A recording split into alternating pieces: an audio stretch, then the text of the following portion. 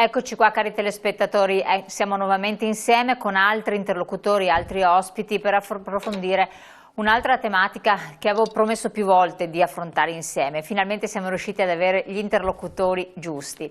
E allora parleremo del nuovo modo che dovrebbe essere concepito di strutturare le residenze per anziani, le cosiddette case di riposo, le nuove RSA, perché bene sì, ce n'è tanto bisogno, ma tutte le cose sono cambiate, sono modificate nell'arco del brevissimo periodo. La pandemia ha contribuito in modo rilevante a far emergere quelle che sono le criticità di alcune strutture e a far anche capire quanto è importante accelerare i tempi per dare possibilità alle persone più o meno anziane, più o meno non autosufficienti, a trovare delle dinamiche che possano soddisfare le loro aspettative. Non tocchiamo l'aspetto economico perché questo è un altro capitolo, lo sappiamo, molto molto delicato.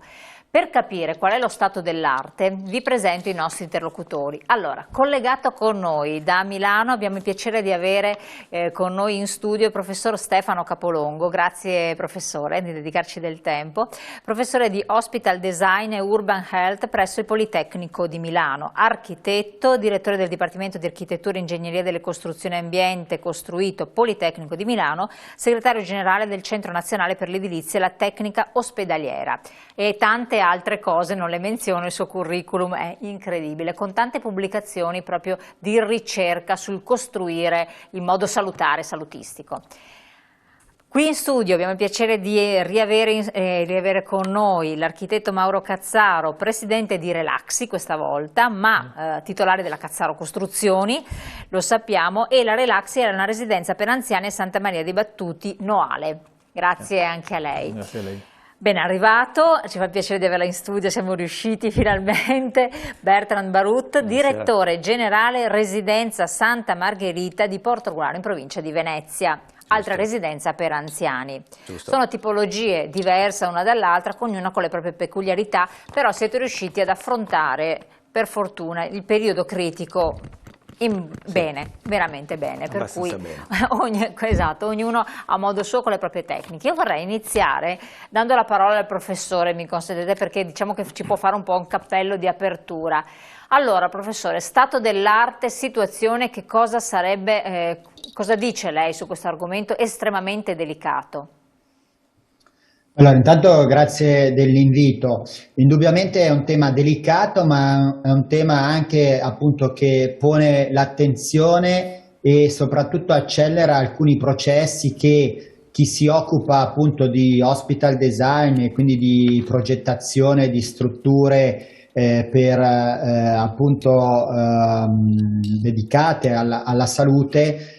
Questa pandemia sostanzialmente ha accelerato alcuni processi, alcuni appunto temi di carattere anche progettuale, perché in realtà abbiamo visto anche banalmente nelle RSA che sono state ovviamente le strutture maggiormente colpite da questa epidemia, perché il tipo di utenza, mi piace sempre ricordare il fatto che l'utenza di un RSA è un'utenza fortemente debole e quindi diciamo questo virus sulle fragilità ha colpito in maniera molto più devastante. Quando si entra in un RSA perché lo stato di salute appunto di queste persone è altamente fragile, però quello che abbiamo capito è che lo spazio ha avuto comunque un ruolo fondamentale nella prevenzione e nel cercare di ridurre quelli che sono state poi appunto gli effetti sulla salute di questi ospiti, perché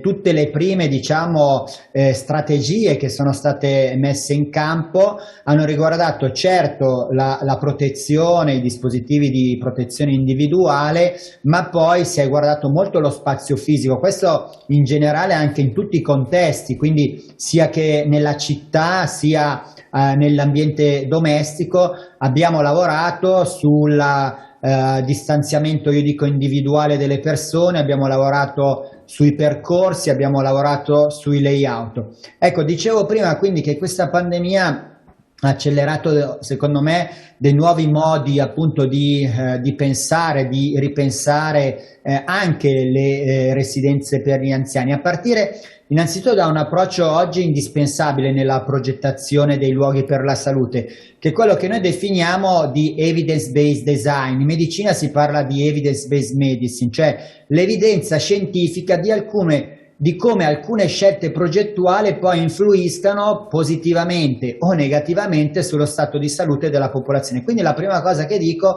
è che oggi occorre applicare degli strumenti, dei tool, quindi lavorare su dei tool che misurano poi l'efficacia di alcune scelte progettuali sullo stato di salute della popolazione. Questa è la prima cosa. Dove bisogna lavorare, quindi vado un po' più nel pratico, appunto sulle residenze per anziani. Prima si citava appunto anche un po' il tema impianti. Questo è un tema importantissimo perché sappiamo benissimo che gli impianti dentro le strutture sociosanitarie ed ospedaliere sono una componente importantissima, che non solo sono importanti perché garantiscono la qualità dell'aria delle nostre strutture, ma sono importanti perché sono quelle che poi vanno a, si dice, irrigidire le strutture. Irrigidire le strutture cosa vuol dire? Che rendono le nostre strutture poco flessibili, poco resilienti. Io penso che un tema chiave nella progettazione delle strutture sanitarie per anziani, ma anche diciamo degli ospedali, sia il tema della flessibilità e della resilienza alle grandi emergenze, cioè della capacità dello spazio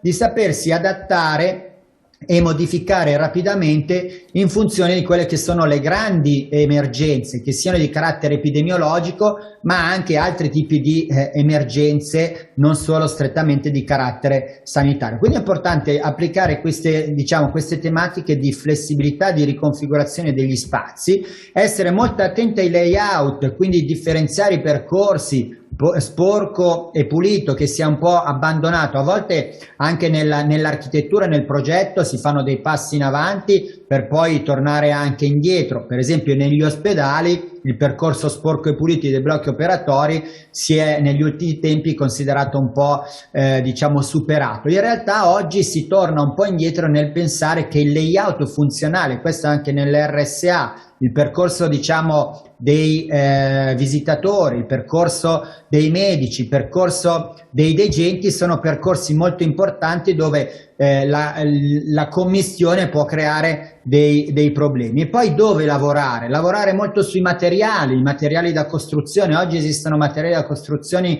altamente performanti, antibatterici e soprattutto antivirali, quindi lavorare appunto sull'innovazione tecnologica dei materiali da costruzione che sono in grado di abbattere, quasi ridurre in maniera elevatissima la carica batterica e la carica microbica. Ma questo lo dico non solo in funzione dell'emergenza Covid, ma in realtà lo dico sul fatto che comunque queste strutture sono strutture che sono sempre stati dei bersagli fortemente sensibili nel tutelare la salute, perché comunque le infezioni ospedaliere o le infezioni in questi centri sono sempre esistiti. Il Covid è una delle tante infezioni che è stata devastante in tutto il mondo, ma noi dobbiamo pensare, però ripensare le nostre strutture in un'ottica previsionale appunto del futuro, e quindi noi dobbiamo pensare appunto, la parola stessa progettare significa gettare in avanti. Lancio l'ultima provocazione e poi lascio la parola ai colleghi,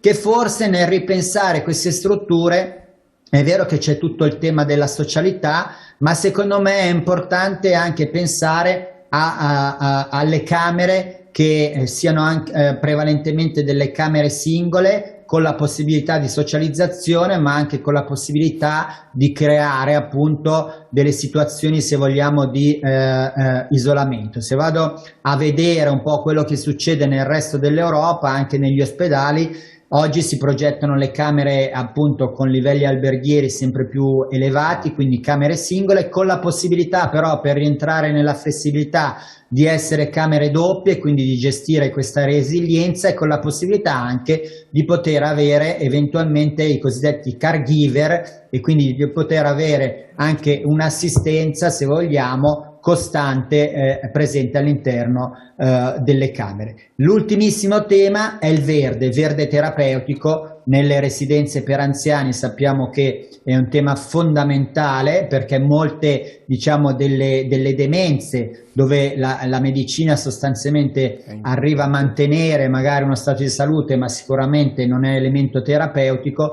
gli healing garden, i giardini terapeutici, anche solo guardare il verde aiuta gli ospiti dell'RSA, ma aiuta molto anche gli operatori che vivono costantemente questi spazi.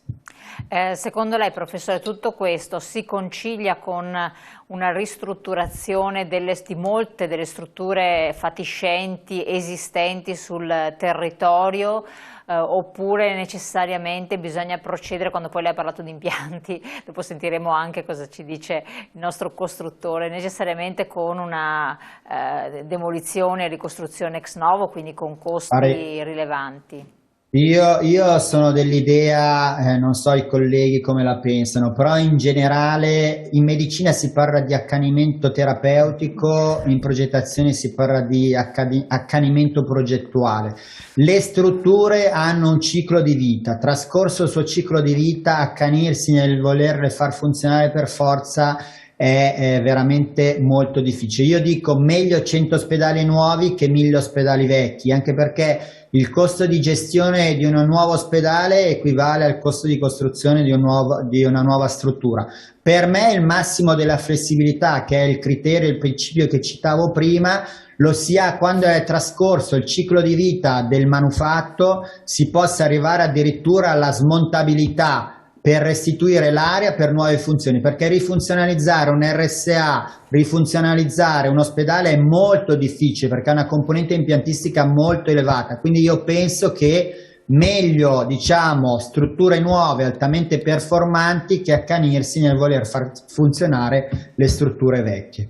Sì, perfetto. Chiedo a lei, direttore, vuole fare qualche domanda relativamente alla sua esperienza al professore? Lo stesso dopo chiederò con la sua esperienza. Allora, buonasera a tutti intanto.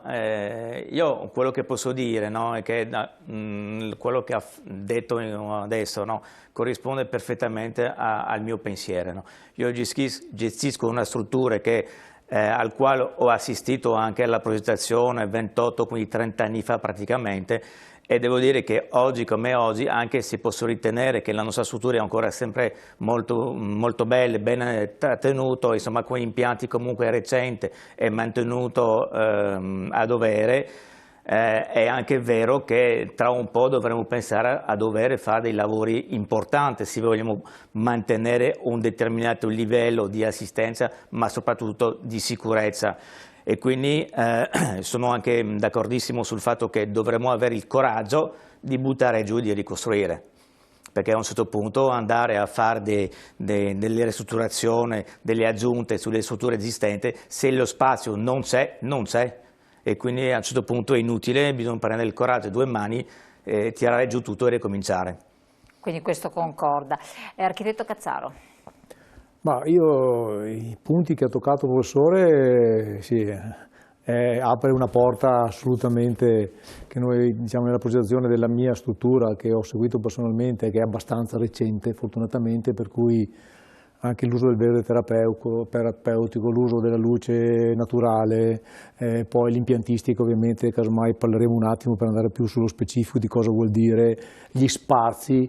Il grande problematica, diciamo, sono due gli argomenti. Uno, avere le visioni, perché fino adesso abbiamo sempre progettato case andando a vedere la norma che ci era data dalla regione, per cui se sono a posto con i metri quadri ci sono, ma è come andare in autostrada a 130 all'ora, puoi andare anche a 120 o a 110. Quindi la burocrazia blocca quella che è la... C'è una legge molto stringente che dà dei parametri ben fatti che improvvisamente non sono più adeguati. Per esempio il tema eccezionale è: io ho un costo di produzione, di costruzione del posto letto a 60-70 mila, vado a 90 mila, vado a 100 mila euro a posto letto, bisogna che poi tutto il giocattolo abbia una sostenibilità. Okay? Va da sé che le strutture nuove, io sto progettando adesso, vanno ad avere nel reparto, nel nucleo, una certa quantità di stanze singole, che mi servono adesso benissimo per fare, diciamo, fare l'ingresso, mettere in quarantena, poi avere gli spazi in più che fino a ieri erano impensabili. Certo. Mi senti? Di Quindi risultava una conseguenza struttura una inutilizzata. gestione evoluta, al di là della competenza di chi c'è, bisogna assolutamente di questi aspetti che ha toccato il professore e che sono purtroppo è in linea il ragionamento fatto.